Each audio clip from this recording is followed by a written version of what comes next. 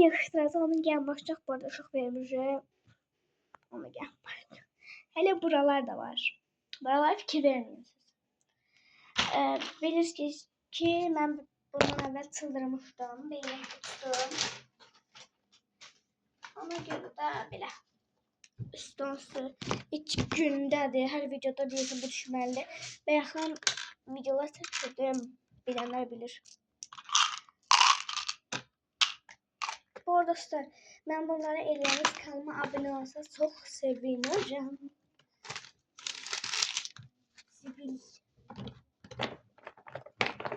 Dostlar, bu arada mənim video fikirləri yazsanız çox sevinərəm. Yəni açıq olan yorumlarıma nə olar? Mən bir videomda oraya yazsanız daha çox sevinərəm. Bu arada bu videoda sonra şey videosu gəlir. Tabletlərimi düzəldim. Qalsın bir dənə kardeş falan götürək. Okey, eləyərik. Ama burası skoç yoktu, o gibi elemeyeceğim.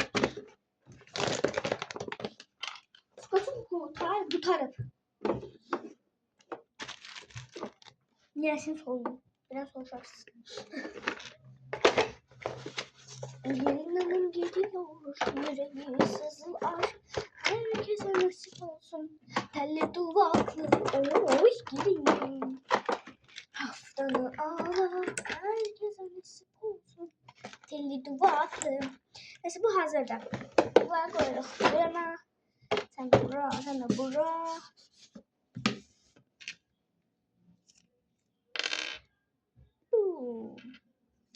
Bunu götüreceğim. Koy, ay Allah.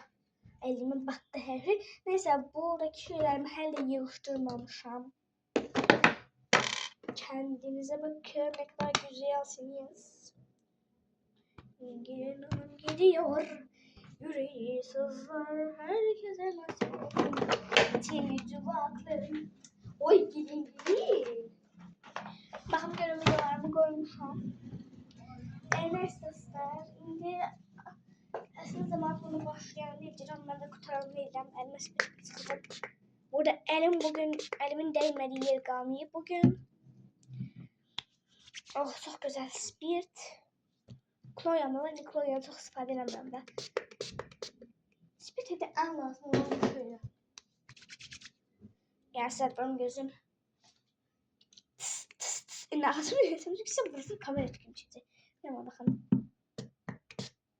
Bir de aklıma eləyəcəm. Təzədən də istəsən video sonra gəldi. Kanalıma abunə olub like atmayı unutmayın. Bir şey dəsən son söylərəm. Dəqiq yolunuzu bıraxadım. Merhabalar ben. Bunun adını ne koyaq? Mini. Bacım şey var. Bacım özündən gələ oyuncaq kimi bir şey alıb. Adı onun Şıkıdır. Və mən də bu adı Mıkı qoyacağım. Şıkı Mıkı. Benim de mahnım var ya, şıkı dünya mıkı mıkı. Ama bunun adı Mıkı koyacağım. Neyse videonun sonuna geldik. Kanalıma abone olmayı unutmayın. Bir şey nasıl çok seviyorum. Bye bye.